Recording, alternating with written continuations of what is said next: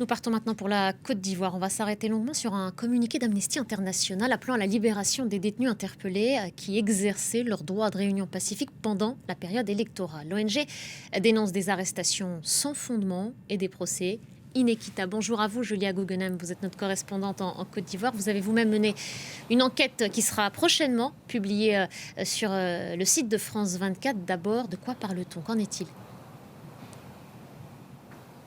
Mais écoutez, pour rappel, ce sont 1658 personnes, selon les autorités, qui ont été interpellées pendant la période électorale, en marge principalement de manifestations qui avaient été interdites par la préfecture de police.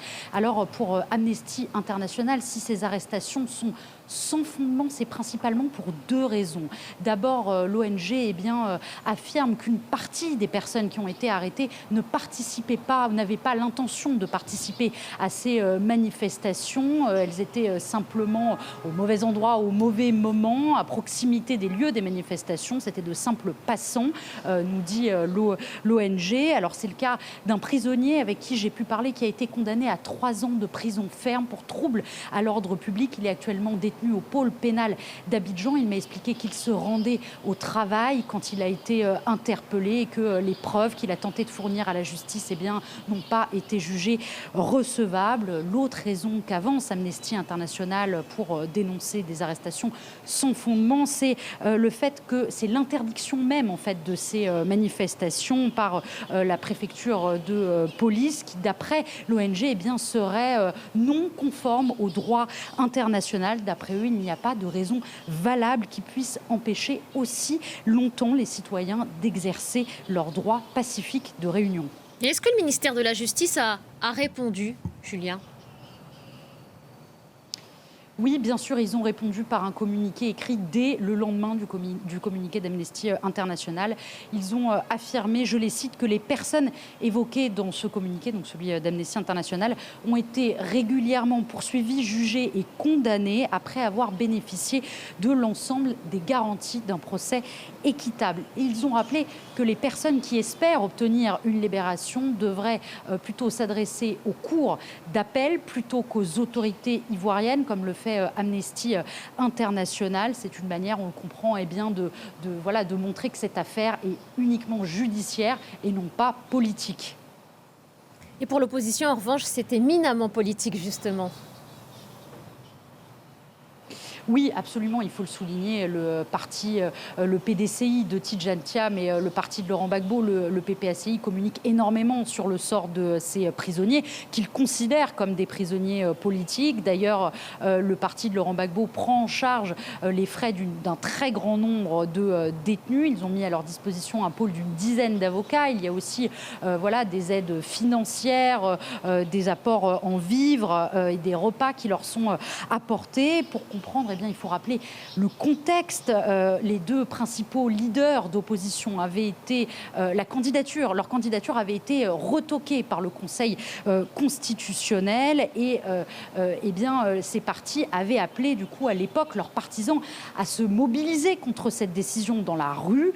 C'est eux qui les avaient donc appelés à manifester pour protester contre cette décision et pour protester également contre le 4e mandat d'Alassane Ouattara. Vous évoquiez, Julia, le chiffre de 1600 personnes arrêtées donc, pendant cette période électorale. Est-ce qu'on sait combien demeurent aujourd'hui en détention ?